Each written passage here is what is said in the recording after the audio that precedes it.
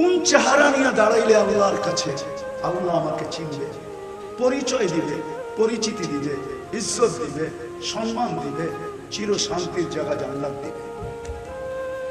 কোন চেহারা নিয়ে গেলে, কি নিয়ে গেলে দিবে, কোন পরিচয় নিয়ে গেলে দিবে? চিন্তা করেন এটাকে। চিন্তায় রাস্তা খুলে দিবে, চিন্তা না করলে রাস্তা খুলবে না যে কালকে আল্লাহর কাছে কি নিয়ে যাব, কি নিয়ে গেলে আমি পরিচয় পাবো। বেশি কিছু লাগবে না, ওটার জন্যই তো মুহাম্মদুর রাসূলুল্লাহ সাল্লাল্লাহু আলাইহি ওয়াসাল্লাম আসেন। এই উম্মতকে দুটা জিনিস নিয়ে গেলেই হবে, একটা হলো ঈমান, একটা হলো আমল। কি? ঈমান আর ঈমান আর ঈমান আর এটা শিখতে হবে। আর শিখার জন্য আলহামদুলিল্লাহ আমি জানি বাংলাদেশের জমিনের মতো জমিন আমি পাই নাই। কোরিয়া আমার 103 নম্বর দেশ ছিল, 103 নম্বর। কয় নম্বর? আমি অহংকার করে বলতেছি না, আমি দুনিয়ার ঘোরার আলোকে বলতেছি। বাংলাদেশের মতো এরকম পরিবেশ দুনিয়ার কোথাও নেই। শিখার জন্য, জানার জন্য, বুঝার জন্য, করার জন্য বাংলাদেশের মতো এত সুন্দর পরিবেশ দুনিয়ার কোথাও নেই। মক্কা, মদিনা, বাইতুল মুকাদ্দাস ভিন্ন, এই তিনটাকে নিয়ে তুলনা হয় না। এই তিনটা ব্যতীত দুনিয়ার কোন দেশ বাংলাদেশের সাথে তুলনা করতে পারবে না। ওই পরিবেশ এই দেশে আছে, হক্কানি আলেম আছে, আল্লাহওয়ালা আছে। আমি জানি আপনাদের পুরা রায়পুরায় হাজার হাজার বড় বড় আলেম আছে না? নাই? কয় হাজার আলেম আছে রায়পুরায় জানেন? কয়টা মাদ্রাসা আছে বড় বড়? দাওরায়ে হাদিস একটাও নাই। কয়টা আছে? 8-10টা দাওরায়ে হাদিস মাদ্রাসা আছে, একটা থানা। অথচ বাংলাদেশটা নিউ ইয়র্কের সমান না।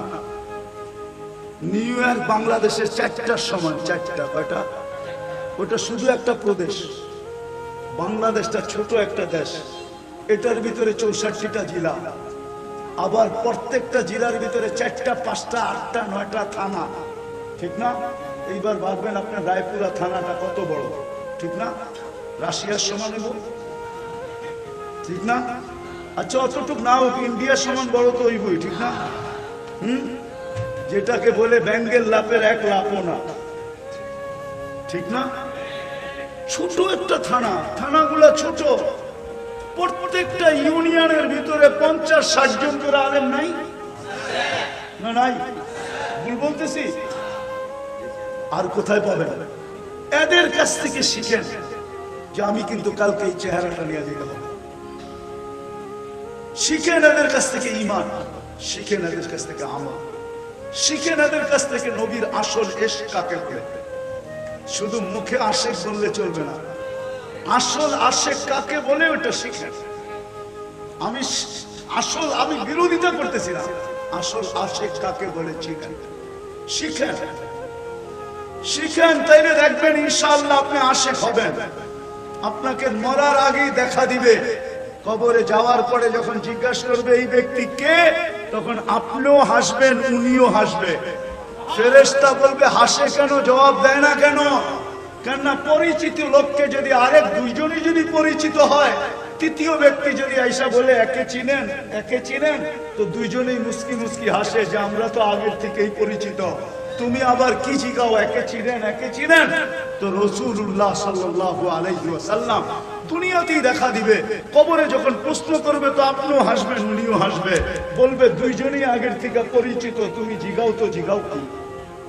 এই জন্য শিখেন, শিখবেন, আলেম ওলামার থেকে শিখবেন তো? পাক্কা ওয়াদা? হ্যাঁ।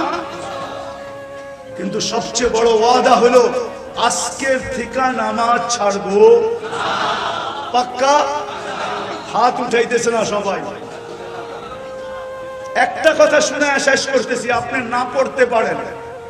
আব্দুল কাদের জিলানীকে চিনেন? কে? আরে বলেন না কে? হ্যাঁ, শুধু বড় পীর? এতটুকুই জানেন আব্দুল কাদের জিলানী শুধু বড় পীর?